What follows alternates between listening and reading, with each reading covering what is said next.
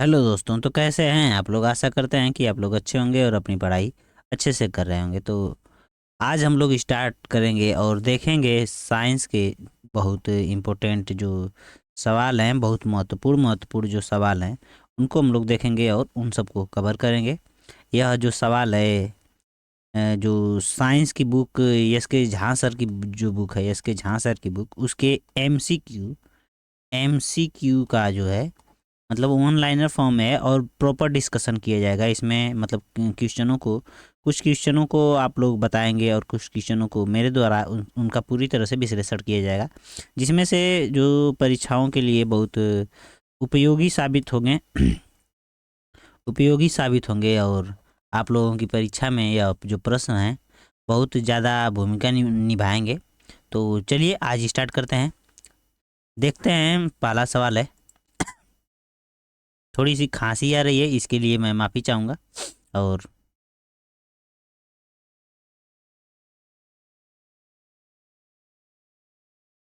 इसको थोड़ा बड़ा करते हैं।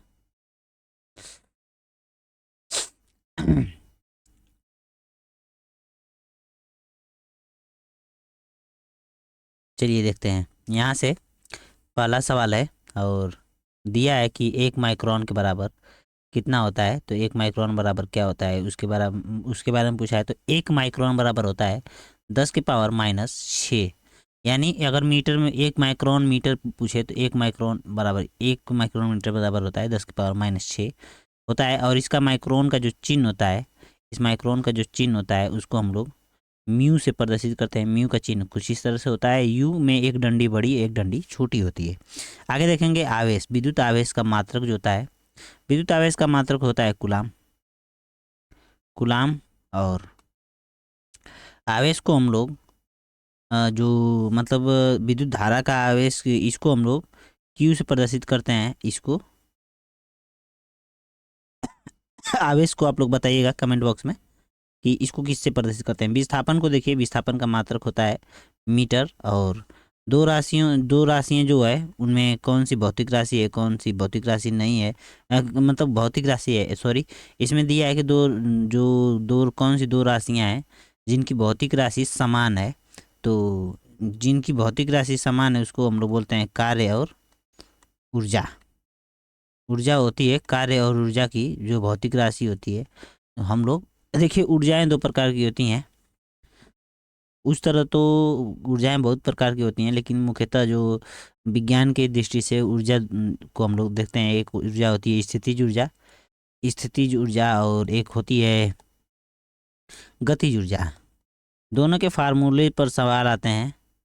गतिज ऊर्जा और दोनों के फार्मूले पर, इसका फार्मूला होता है mgh और इसका फार्मूला होता है 1/2 mv²।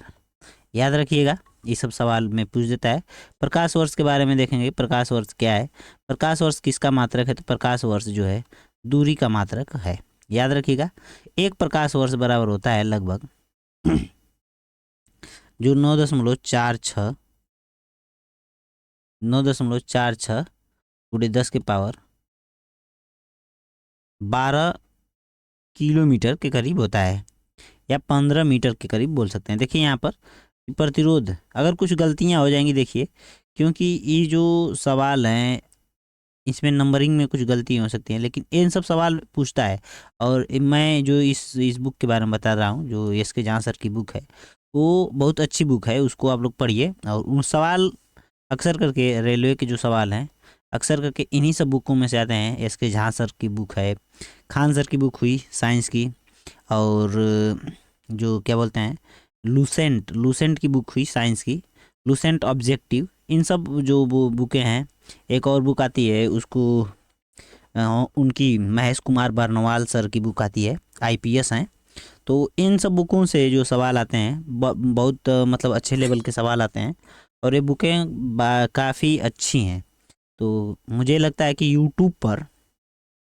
पूरे यूट्यूब पर जो हल्ला बोल के लोग पढ़ाते हैं, यूट्यूब जो है यूट्यूब पर पूरा हल्ला बोल के पढ़ाते हैं कि मतलब यहाँ से पढ़ लो, यहाँ से सिलेक्शन हो रहा है।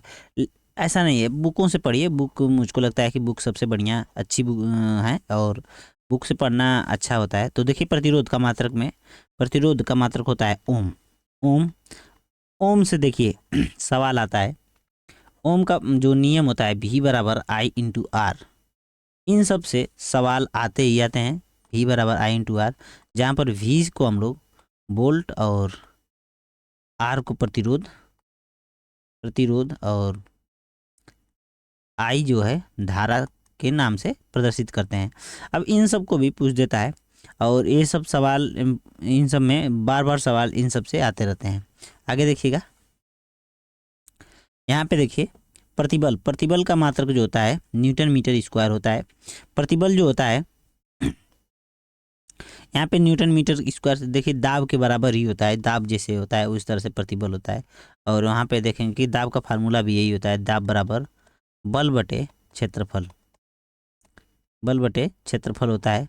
और बल का मात्रक होता है न्यूटन और क्षेत्रफल का मात्रक होता है मीटर स्क्वायर। याद रखिएगा, ये तब थोड़ी सी यहाँ पे लिखने में दिक्कत हो जा रही है। इसको नियन लिखेंगे और एन का एम स्क्वायर लिख देंगे, मीटर मीटर स्क्वायर होगा। विद्युत धारा, धारा का मात्रक होता है एम्पियर।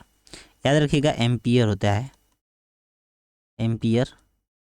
और विद्युत धारा का जो मापने का यंत्र होता है उसको आप लोग बताइएगा कि किस यंत्र से हम लोग विद्युत धारा की दिशा को मापते हैं, किस चीज़ को मापते हैं, विद्युत धारा की दिशा को हम लोग किस यंत्र से मापते हैं। बताइएगा कि शक्ति, शक्ति की इकाई को क्या कहते हैं, शक्ति की कौन सी शक्ति की इकाई को हम लोग क्या कहते हैं। तो शक्ति की जो इकाई होती है उसको हम लोग वाट कहते हैं। याद रखिएगा कि वाट मतलब अगर आपके पास किसी कोई भी शक्ति आ जाती है तो आप किसी की भी क्या करेंगे, कहते हैं ना कि हम आने दो शक्ति, पावर में आने दो, हम तुम्हारी वाट लगा देंगे। तो अगर आपके पास पावर आ गई तो आप किसी की भी वाट लगा सकते हैं। आगे देखिएगा कि दबाव, दबाव से संबंधित है कि न्यूटन, दबाव का मात्रक होता है न्यूटन मीटर स्क्वायर, यानी बल बटे क्षेत्रफल। याद रखिएगा बल बटे क्षेत्रफल होता है और इसका जो फार्मूला होता है इस पर भी सवाल आते हैं। और देखिएगा कि सूर्य और पृथ्वी के बीच की दूरी को हम लोग क्या बोलते हैं, सूर्य और पृथ्वी के बीच की दूरी को हम लोग बोलते हैं एस्ट्रोनॉमिकल यूनिट, एस्ट्रोनॉमिकल यूनिट बोलते हैं हम लोग। देखिए क्या होता है कि यहाँ से अगर हम लोग इसको थोड़ा सा मिटा देते हैं, यहाँ से इसको मिटाते हैं और आगे देखते हैं, आपको बताते हैं। यहाँ से अगर ले लिए इसको हम लोग सूरज ले लिए हैं और ये सूरज, ये सन है, और फिर उसके बाद यहाँ पर पृथ्वी ले लेते हैं। अरे पृथ्वी पर भी ये लकीर खींच दिए यार, यहाँ से पृथ्वी हो गई और ये पृथ्वी ई से प्रदर्शित कर देते हैं, ई से प्रदर्शित करते हैं। इसके बीच की जो दूरी है उसको हम लोग, इसके बीच की जो दूरी है उसको हम लोग बोलते हैं एस्ट्रोनॉमिकल यूनिट। क्या बोलते हैं, एस्ट्रोनॉमिकल यूनिट,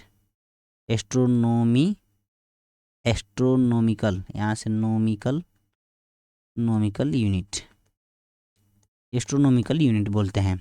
याद रखिएगा कि बल की यूनिट क्या होती है, तो बल का यूनिट होता है न्यूटन। अब बल की जो परिभाषा होती है न्यूटन के प्रथम नियम से प्राप्त होती है, फर्स्ट नियम से परिभाषा मिलती है और सेकंड नियम से क्या मिलता है, फार्मूला मिलता है, फार्मूला मिलता है। और थर्ड नियम से प्रकृति मिलती है। याद रखिएगा कि 1 माइक्रोन किसके बराबर होता है, तो अभी पीछे बताएं 10⁻⁻⁶ विद्युत आवेश का फिर वही सवाल आ गए। देखिए इन सब सवालों को इग्नोर करिए। यहाँ से देखिए प्रतिरोधकता किसकी, प्रतिरोधकता की इकाई होती है तो ओम मीटर होती है। क्या होती है, ओम मीटर होती है। और यह जो होता है इस तरह से फार्मूला होता है रो,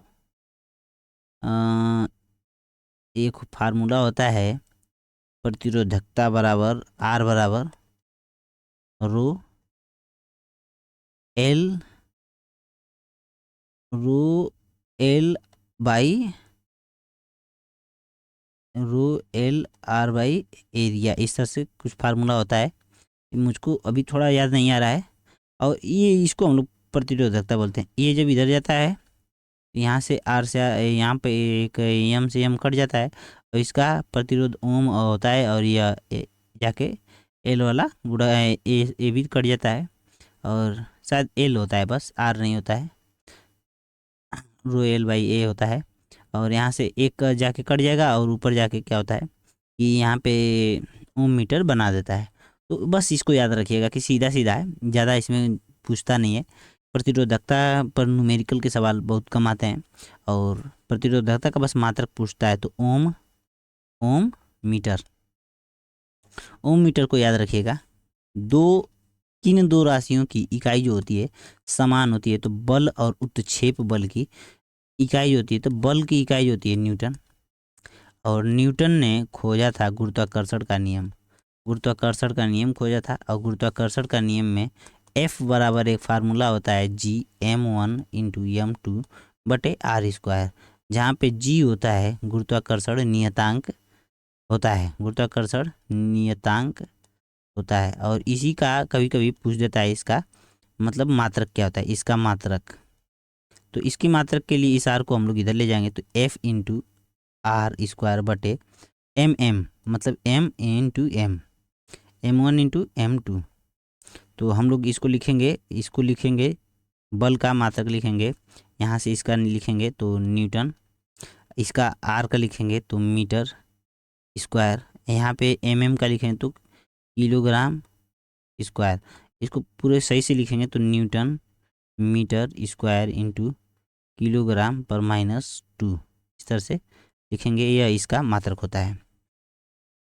किसका मात्रक होता है, तो जी का मात्रक होता है। पूछता है, यह चीज़ याद रखिएगा कि इन सब जो चीज़ मैं बता रहा हूँ क्योंकि मैं कम से कम रेलवे में 3-4 परीक्षाएं दे चुका हूँ और आप लोगों को मेरा पूरा एक्सपीरियंस हो गया है कि सवाल कहाँ से आते हैं और किन किताबों से आते हैं। देखिए यूट्यूब पर बहुत ऐसे चैनल हैं जो आप लोगों को गुमराह करने का काम करते हैं, जो अच्छी चीज़ें हैं वो बताते नहीं हैं लोग, बस ये कहेंगे कि हमारा बैच लीजिए पढ़िए। और बैच पढ़ने से कुछ नहीं होगा जब तक आप अपने से नहीं पढ़ेंगे और रिवीजन नहीं करेंगे, प्रॉपर रिवीजन नहीं करेंगे, तब तक कुछ होने वाला नहीं है। आगे देखिएगा कि यहाँ से एक फार्मूला होता है, ये तो ये नहीं होता है, इसका यहाँ पे इसकी जगह पर ये होना चाहिए मीटर/सेकंड², मीटर/सेकंड²। ये टाइपिंग करने पर यह ऐसे हो जाता है। तो यहाँ पे मीटर/सेकंड² जो फार्मूला होता है किसकी इकाई होती है, तो त्वरण की इकाई होती है। याद रखिएगा कि न्यूटन यन जो है एसआई मात्रक है किसका, यन एसआई मात्रक होता है।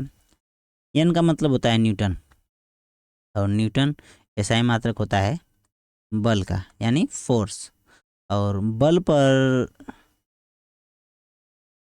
पर जो नियम दिए थे किसने दिया था, तो न्यूटन ने दिया था। न्यूटन जो थे इनके बारे में कहानी बताई जाती है कि एक पेड़ के नीचे इस तरह से बैठे थे और यहाँ पे बैठे थे और यहाँ से एक सेब गिरा और उसके बाद सेब गिरने के बाद इन्होंने पूरी किताब लिख दी। ऐसा नहीं, इन्होंने ऑब्जर्वेशन किया। ये जो कुछ ऐसे कॉमेडियन लोग हैं जो कॉमेडी करते हैं और बताते हैं कि मैं न्यूटन को नहीं मानता हूँ, तो आप लोग अगर कॉमेडी देखते हो तो एक कॉमेडियन को मैंने देखा था जिसने बताया था कि मैं न्यूटन को नहीं मानता हूँ। न्यूटन को नहीं मानने का ये आशय है कि वह गधा आदमी है, क्योंकि उसके बारे में न्यूटन के बारे में उसको पता ही नहीं कि न्यूटन क्या चीज़ थे और क्यों मतलब उन पेड़ के नीचे बैठने से मतलब नहीं था। वो वस्तु को ऑब्जर्व करके जो थ्योरी लिखे हैं, जो थ्योरियाँ दिए हैं वो बहुत मतलब काम करती हैं, जिसके हिसाब से रॉकेट बनाया गया पृथ्वी से के मतलब यहाँ पृथ्वी मान लीजिए और यहाँ से यहाँ पर सैटेलाइट छोड़ी गई जिससे हम लोग आज मतलब कम्युनिकेशन करने का काम करते हैं। तो ये सब न्यूटन के जो नियम हैं उन सब पर मशीनें बनाई गई और रॉकेट मिसाइलें बहुत अच्छी अच्छी चीज़ें न्यूटन के नियम पर बनाई गई हैं। तो उनका मजाक मत उड़ाया कि जो अच्छे लोग थे, जो पुराने लोग हैं, जो लोग अच्छे काम करके गए हैं उनका मजाक मत उड़ाइए। तो वो कॉमेडियन था, मुझको बहुत बुरा लगा कि मतलब देखिए कैसा काम करता है, उल्टा सीधा बोल रहा था वैज्ञानिक के बारे में। अरे जो न्यूटन की थ्योरी है उसको पढ़कर तुमको समझ में नहीं आएगा, क्योंकि वो इतना कठिन सवालों का हल कॉपी किताब में करते थे। आज गूगल बाबा का सहारा लेने वाले लोग न्यूटन की बुराई करते हैं, तो मुझको ये बात अच्छी नहीं लगी। आगे देखिएगा कि तापमान, देखिए एक क्लास जो है प्रॉपर रिवीजन को लेकर के समझिए कि रिवीजन में जितना आप लोग 10-20 मिनट का टाइम निकालिए और जल्दी जल्दी रिवीजन करके ख़त्म कर सकते हैं। तो तापमान का एसआई मात्रक होता है केल्विन, और केल्विन नाम के एक वैज्ञानिक थे जिनके नाम पर यह केल्विन पड़ा था। तापमान के लिए सेल्सियस, फ़ारेनहाइट, केल्विन और रीमर चारों चीज़ का प्रयोग किया जाता है, याद रखिएगा। आगे देखिएगा कि सापेक्ष सापेक्ष राशि नहीं होती है, तो किसकी नहीं होती है? तो टाइम टाइम की सापेक्ष राशि नहीं होती है। टाइम किसी के सहारे नहीं होता है, यह चीज़ याद रखिएगा। और ये देखिए फार्मूला है, बहुत फेमस फार्मूला है। बहुत मतलब फेमस तो नहीं कर सकते हैं मतलब, लेकिन इस पर सवाल आते हैं। C/5 F-32/9 बराबर K-273/5। इन सब सवालों, इन सब पर फार्मूलों पर सवाल जरूर, जो मैं बता रहा हूँ उसको आप लोग नोट मत करिएगा, क्योंकि नोट करेंगे और भूल जाएंगे। मैं एक चीज़ बता देता हूँ कि आप लोग नोट किसी भी चीज़ को मत करिएगा, आप बस वीडियो को 2, 3, 4 बार देखिए, सब याद हो जाएगा। आगे देखिएगा कि एक एटमॉस्फेयर बराबर होता है 1.01 गुणे 10⁻⁻+1 पास्कल। मतलब एक एटमॉस्फेयर, एटीएम इसको बोलते हैं, एटीएम एटमॉस्फेरिक मतलब यूनिट होता है प्रेशर को मापने के लिए। एटमॉस्फेरिक प्रेशर को मापने के लिए एटीएम का यूज़ करते हैं। आगे देखिएगा कि कार्य का मात्रक जो होता है, कार्य का मात्रक जो होता है जूल होता है, जूल होता है। आगे देखिएगा डेसिबल किसकी इकाई है? डेसिबल किसका मात्रक होता है? तो ध्वनि की तीव्रता जो मापते हैं तो उसको हम लोग डेसिबल में मापते हैं। याद रखिएगा कि डेसिबल को हम लोग, ध्वनि की तीव्रता को हम लोग डेसिबल में, ध्वनि से संबंधित कुछ देख लीजिएगा कि ध्वनि में जो होता है, ध्वनि की कौन सी मतलब तरंग है? तो अनुदैर्ध्य। कौन सी तरंग है? अनुदैर्ध्य तरंग है। और ध्वनि में जो हम लोग सुन सकते हैं, कितने से कितने हर्ट्ज के बीच की जो ध्वनि सुन सकते हैं, 20 से 20,000 के बीच की जो ध्वनियाँ होती हैं उसको हम लोग सुन सकते हैं। इसको हम लोग बोलते हैं श्रव्य ध्वनि। क्या बोलते हैं? श्रव्य ध्वनि। देखिए हमारी राइटिंग थोड़ी सी गड़बड़ है, इसके लिए मैं माफ़ी चाहता हूँ, क्योंकि अभी जो राइटिंग है उस पर ज़्यादा ध्यान मत दीजिए और आप लोग कंटेंट पर ध्यान दीजिए। रिवीजन के लिए मैं, मेरा चैनल और अब मैं आप लोगों के लिए थोड़ा सा लेट हो गया है, और मेरी थोड़ी तबीयत ख़राब थी जिस वजह से रिकॉर्डिंग नहीं हो पाई, क्योंकि गले में जो खांसी का जो वो है प्रचलन इस समय ठंडी में चल रहा है, बहुत तेज़ चल रहा है, गले में बहुत दिक्कत आ रही है, तो जिस वजह से मैं बोल नहीं पा रहा था। तो थोड़ी छोटी छोटी वीडियो सोच रहा हूँ कि अब लगातार डालूँ ये अपने चैनल पर, और आप लोगों के लिए एक रिवीजन की वीडियो पूरी प्रॉपर हो जाए। तो देखिए भार का मात्रक क्या होता है? तो न्यूटन। और न्यूटन को हम लोग बोलते हैं फादर ऑफ फिजिक्स। मतलब फादर ऑफ फिजिक्स के जो मतलब भौतिक विज्ञान के जो पिता बोले जाते हैं, और न्यूटन को बोला जाता है। अब देखिए कि भार जो है हमेशा बदलता रहता है। क्या होता है? बदलता रहता है। देखिए भार के लिए इसमें क्या होता है कि भार का फार्मूला W बराबर होता है mg, और m यहाँ पे होता है द्रव्यमान, और g का मान होता है गुरुत्वीय त्वरण। क्या होता है? गुरुत्वीय त्वरण। जिसकी वजह से जब ये क्या होता है, g हमेशा जब बदलता है, तो यहाँ पे देखिए जैसे भार जो है अगर पृथ्वी पे 60 न्यूटन का है, तो वही भार जो चंद्रमा पर जाता है तो 10 न्यूटन का एज्यूम हो जाता है। जिस वजह से मतलब बोलते हैं, जिस वजह से नहीं बोलते हैं लोग, ये होता है कि एक फार्मूला होता है कि पृथ्वी पर जितना भार है उस भार का 1/6 जो है, 1/6 गुना भार जो है चंद्रमा पर होगा। मतलब अगर पृथ्वी पर कोई वस्तु जो है 600 न्यूटन की है, तो वही जो है, तो चलिए देखते हैं। यहाँ पे था, हम लोग थे, थोड़ा सा रुक जाना पड़ा था। देखिए यहाँ पे अगर कोई पृथ्वी पर कोई वस्तु है जो 600 न्यूटन की है, और तो वह वस्तु जब चंद्रमा पर जाएगी तो वही वस्तु 100 न्यूटन की हो जाएगी। कितने न्यूटन की हो जाएगी? 100 न्यूटन की। अगर वही होता है कि मतलब कोई भी चीज़ पृथ्वी पर जितनी है, चंद्रमा पर जाने पर उसके भार में जो भार है, उस वस्तु का भार जो है 1/6 हो जाता है। मतलब 1/6 के बराबर हो जाता है। याद रखिएगा एकदम। इन सब सवालों में डायरेक्ट सवाल पूछ देता है कि मतलब कितना होगा कितना नहीं होगा। तो डायरेक्ट देगा कि किसी वस्तु का पृथ्वी पर जो भार है, पृथ्वी पर जो भार है 500 532 है। अब इसमें देखिए कि 532 नहीं, 632 ले लीजिए, मान लीजिए 732 मान लीजिए, 832 मान लीजिए, जो 6 से कटने वाली संख्या है उसको मानते हैं। तो देखिए यहाँ पे 6 ले लीजिए, 6 5 11 1 12 नहीं कटेगा 6 से, तो यहाँ पे लेके हैं 7, 7 ले लेते हैं। सॉरी दोस्तों, थोड़ा सा एक मिट नहीं रहा है, यहाँ पे लेते हैं 7। अभी देखिए 6 से कट जाएगा, अभी बोल देगा ना कि जैसे पेपर में बोलेगा कि यहाँ पे जो है किसी वस्तु का भार जो है 732 न्यूटन है, तो बताइए कि चंद्रमा पर उस वस्तु का भार कितना होगा। तो बोल देगा कि ये न्यूटन में देगा, तो इसको हम लोग 1/6 कर देंगे, तो 6 से भाग देंगे तो 6 कम 6 3 6 दूना के 12, एक बचा, फिर 6 दूना के 12, 122 न्यूटन। इस तरह से उल्टा सीधा करके देगा। और उसमें कभी कभी दे देता है कि द्रव्यमान भी दे देता है, तो बोल देता है ना कि द्रव्यमान बदलेगा या नहीं बदलेगा, तो द्रव्यमान सीधा रखिएगा। कोई भी चीज़, कोई किसी भी वस्तु का द्रव्यमान कहीं भी कभी भी नहीं बदलता है। वह वस्तु जितने भी द्रव्यमान की होगी वह हमेशा उतनी ही रहेगी, उससे कम ज़्यादा नहीं होती है।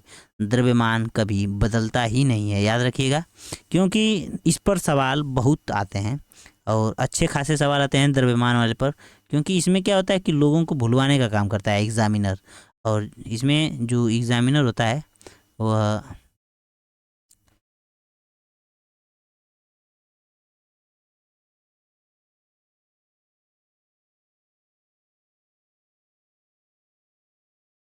इसको नीचे कर रहे हैं यार, इस जा नहीं रहा है,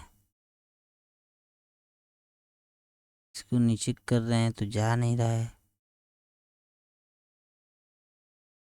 पूरा हटा दिए।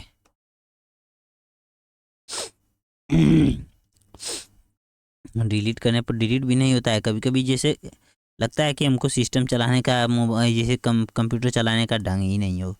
तो अभी थोड़ा सीख रहे हैं, क्योंकि जो ये सब कलम उलम है कागज़ पर चलाने में बड़ी मज़ा आता है, लेकिन इस पर कंप्यूटर में चलाने पर थोड़ा सा अच्छा नहीं लगता है, अपने आप को ऐसे लगता है कि हमें कुछ ढंग ही नहीं है। तो उसके लिए मैं माफ़ी चाहूँगा, क्योंकि ये राइटिंग सब, इन सब पर भी जो अपने जो दोस्त हैं लोग, जो अच्छा सुंदर जो टीचर हैं, जो खूब ब्यूटी मतलब जो टीचर, जो मैडम लोग भी हैं, जो बढ़िया बढ़िया मतलब ब्यूटी पार्लर से आती हैं और अच्छे से पढ़ाती हैं, तो उन लोगों पर भी लोग बहुत आकर्षित होकर सवालों को देखते हैं। लेकिन देखिए, सवाल जो लेवल के हैं वो यहाँ पर भी हैं, क्योंकि किताबों से सवाल डायरेक्ट उठाए जाते हैं और आप लोगों के लिए डिस्कशन किया जाता है। तो इन सब सवालों को इग्नोर मत कीजिएगा और आप लोग पढ़ाई पर बस ध्यान दीजिए। यूट्यूब पर पढ़ने का फ़ायदा एक ही है कि यहाँ पर सब चीज़ें फ्री हैं, और फ्री होने के वजह से मुझे लगता है कि मैं भी एक स्टूडेंट हूँ अभी, और आप लोगों के लिए जो है मैं अपना एक प्रयास कर रहा हूँ कि मैं आप लोगों के लिए भी कुछ कर सकूँ। तो इसके लिए मैं एक चीज़ बता देता हूँ कि यूट्यूब पर सबसे ज़्यादा लोग क्या देखते हैं, रील स्क्रॉलिंग, और जो है मोटिवेशनल वीडियो, ये सब वगैरह वगैरह देखते रहते हैं हमेशा। तो इन सब चीज़ों से मुझको लगता है कि टाइम ही ख़राब होता है, और अपना टाइम ख़राब करने से बेहतर है कि आप मेरी वीडियो को 2 बार देख लीजिए, क्योंकि रिवीजन हो जाएगा। और आप रिवीजन हो जाएगा तो रिवीजन के लिए ही वीडियो मैं बनाता हूँ। और जो भी वीडियो है, पीछे की भी वीडियो बनाया हूँ, लगभग 200 क्वेश्चन करवाया हूँ। 200 क्वेश्चनों को वीडियो में कभी 150, कभी 100, कभी 75, इन ऐसे ऐसे क्वेश्चन हैं जो कि डायरेक्ट किताबों से हैं, कोई बकवासबाजी नहीं है उसमें।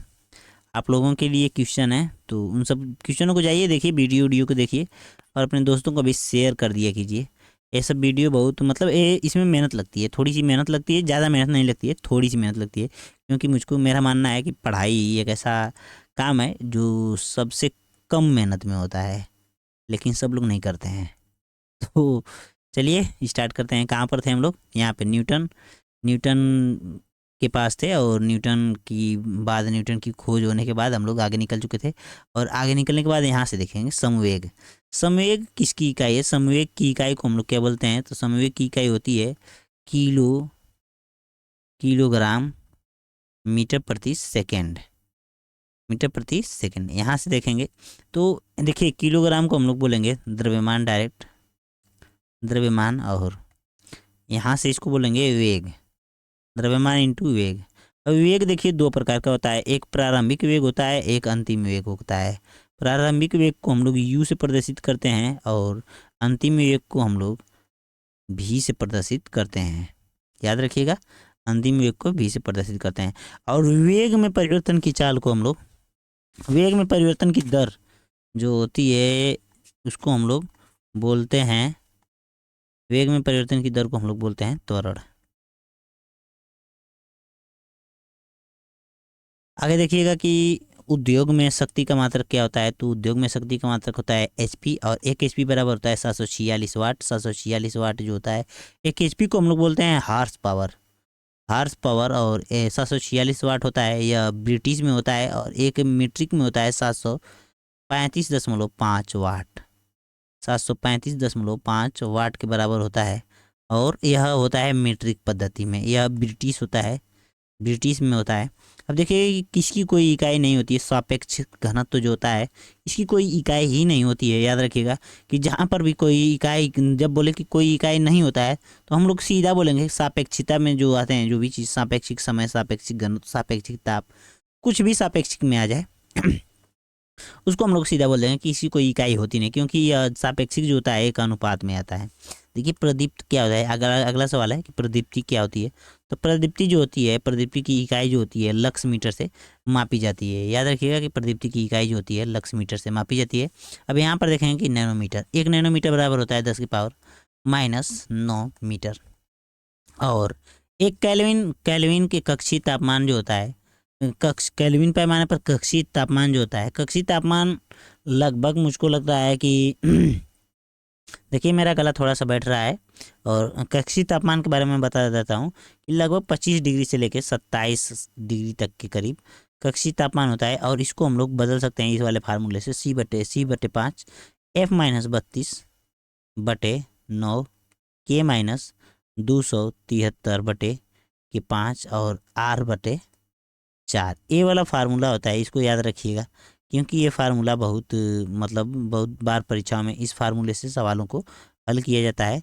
और यहाँ पे अगर केल्विन बोल रहा है तो यहाँ पे C/5 रख देंगे, 27 मान लीजिए रख दिए, और 27/5 बराबर यहाँ पे केल्विन दे दिया तो K-273 बटे यहाँ पे 5, 5 से 5 काट देंगे, इसको यहाँ पे जोड़ देंगे, 7×3 = 10 को 0, और यहाँ पे 7×2 = 9 को 0, हासिल का इसमें का एक हासिल 10 0, और इसका 2 1 3, 300 केल्विन के बराबर आ जाएगा।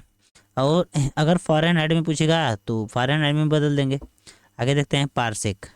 पारसेक किसकी इकाई है, तो पारसेक जो होता है लगभग, पारसेक जो है दूरी की इकाई है, और यह दूरी की सबसे बड़ी इकाई होती है, दूरी का सबसे बड़ा मापक होता है। याद रखिएगा कि दूरी का सबसे बड़ा मापक होता है, और यह लगभग 3.26 लाइट ईयर के बराबर होता है। और प्रकाश एक 3.26 प्रकाश वर्ष जो होता है, मतलब लाइट ईयर जो होता है, एक वर्ष में चली गई जो दूरी होती है उसको हम लोग लाइट ईयर बोलते हैं। मतलब एक साल में, एक ईयर में जो लाइट जलता है, चलता है, स्पीड, स्पीड जो होती है लाइट की, उसको हम लोग बोलते हैं लाइट ईयर, यानी प्रकाश वर्ष। कोणीय विस्थापन के बारे में देखें, कोणीय विस्थापन का मात्रक होता है रेडियन। याद रखिएगा पारसेक किसकी इकाई होती है, पारसेक जो होता है, पारसेक जो होता है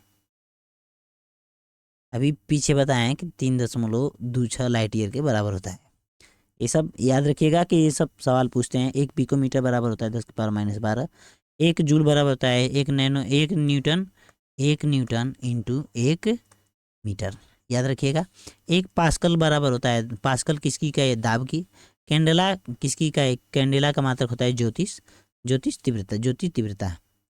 तो और ये सब यहाँ पे देखिए एक सवाल है, छोटा सा सवाल है कि त्वरण बल,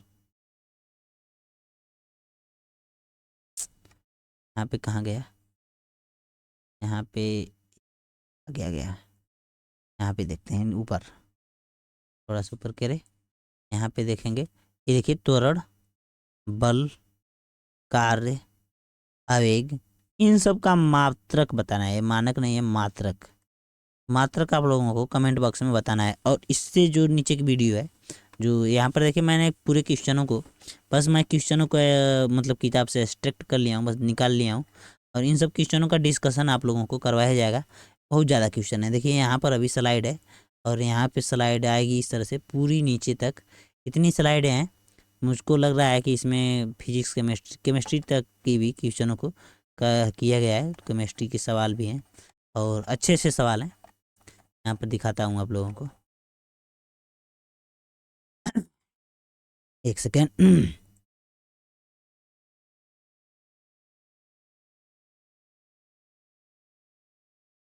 ये देखिए कि केमिस्ट्री के जो सवाल हैं यहाँ पे दिया है कि CH4 में कैसा बंद होता है, ए एल्युमिनियम, एल्युमिनियम का परमाणु क्रमांक बताइए, कि तत्व जिसका प्रोटॉन 15, और ये सब देखिए, सब SK झा सर की जो बुक है, मैं उस किताब की तारीफ तो कर रहा हूँ, लेकिन किताबें जो होती हैं, मैं उन उन टीचर की नहीं, उन किताबों की तारीफ करता हूँ। उन्होंने जो किताब लिखी है, टीचर नहीं लिखी, तो इस तरह एक तरह से टीचर की ही तारीफ हुई, क्योंकि जो लोग हैं, SK झा सर की जो बुक है, SK झा सर की बुक है साइंस के लिए, एक मुझको लगता है कि बहुत अच्छी बुक है, और उसको पढ़नी चाहिए लोगों को, और जो भी रेलवे के एग्ज़ाम देते हैं उनको पढ़नी चाहिए। और उसके बाद जो अक्सर करके एक बहुत जाने माने टीचर हैं, नीरज सर, उनकी भी बुक है, उसको भी ले लीजिएगा। और एक बुक और है, एक बोलते हैं ऑब्जेक्टिव करके, लूसेंट की,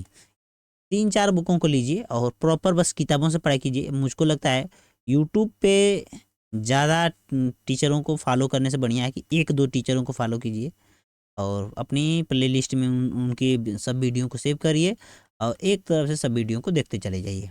ये मेरी स्ट्रेटजी है, और मैं भी ऐसा ही करता हूँ और करता था, क्योंकि मैं एग्ज़ाम में मतलब सिलेक्शन नहीं हो पाया, क्योंकि 1-2 नंबर से तो रह ही जाता है। और मैंने लगभग 77-78 क्वेश्चन के करीब ALP के सेकेंड फेज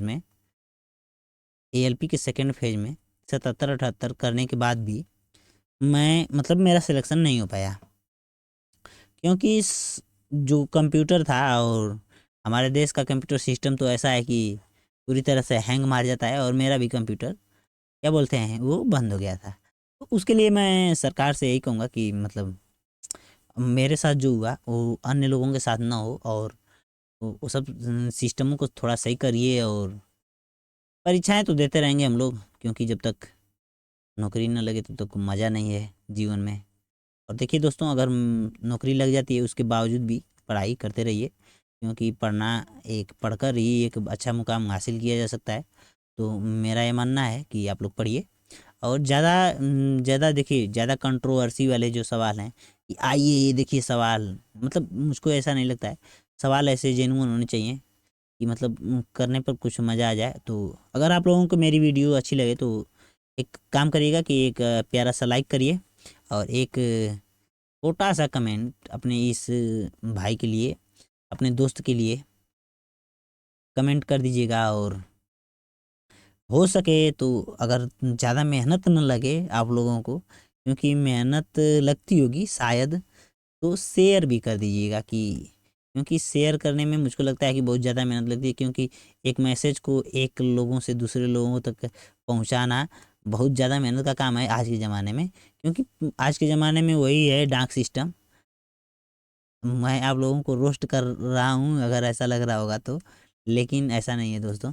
आप लोग एक अच्छा काम करिएगा मेरे लिए, अपने इस दोस्त के लिए, कि आप इस कंटेंट को अपने दोस्तों को शेयर करिएगा, और बताइएगा कि वहाँ पे रिवीजन होता है। और नाम भी, मेरे इस चैनल का नाम भी क्या है, रिवीजन स्टडी है, जिससे आप लोगों को पहचानने में कोई परेशानी नहीं होगी। अगर आप लोग इसके आगे @ लगाएंगे तो जल्दी से पहचान, मतलब चैनल पा जाएंगे, तो जल्दी से पहुंच जाएंगे।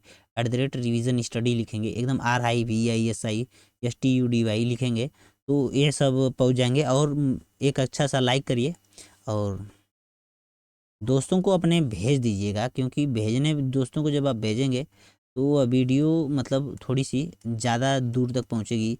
और देखिए, मैं बहुत ज़्यादा बड़ा टीचर तो नहीं कर सकता, लेकिन आप लोगों का समर्थक कह सकता हूँ कि आप लोगों का कुछ न कुछ समर्थन ज़रूर करूँगा, अगर आप मेरा समर्थन करेंगे तो।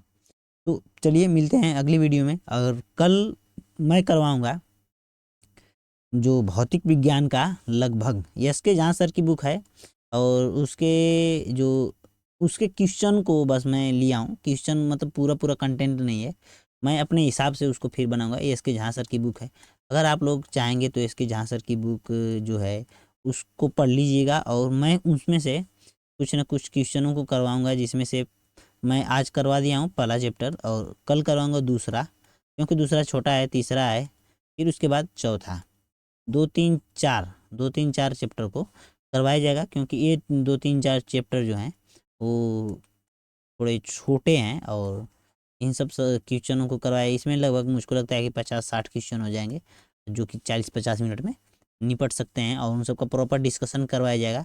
तो आप लोग एक काम करिएगा कि मेरे इस चैनल को सब्सक्राइब कर लीजिएगा, क्या बोलते हैं, सक्राइब या सब्सक्राइब करिए। सब्सक्राइब करिएगा, अपने दोस्तों को शेयर करिएगा, कमेंट करिएगा। वीडियो पर जो भी मेरी गलतियां हैं उसको आप लोग बताइएगा, क्योंकि गलतियां आप लोग बताएंगे तो मुझको उसमें सुधार करने में थोड़ी सी सुविधा होगी। आप लोग बताएंगे कि मैं कौन सी गलतियां कर रहा हूँ और क्या गलती कर रहा हूँ, उसको प्रॉपर आप लोग लिख दीजिए, क्योंकि मुझको कोई दिक्कत नहीं है। क्योंकि आप लोग जब लिखेंगे तो मुझको मेरी कमी ही पता चलेगी, मैं क्या गलत लिख रहा हूँ, क्या गलत बोल रहा हूँ, क्या चीज़ बोल रहा हूँ और क्या बोलना चाहिए। तो आप लोग लाइक करिए, कमेंट भी करिए, अपना सजेशन मुझको दीजिए, आप लोग बताइए, और अपने इस भाई के इस चैनल को थोड़ा सा सपोर्ट कीजिए और शेयर कर दीजिए वीडियो को, ताकि लोगों तक पहुँचे। तो मिलते हैं अगले वीडियो में। आज के इस वीडियो को देखने के लिए धन्यवाद। जय हिंद, जय भारत।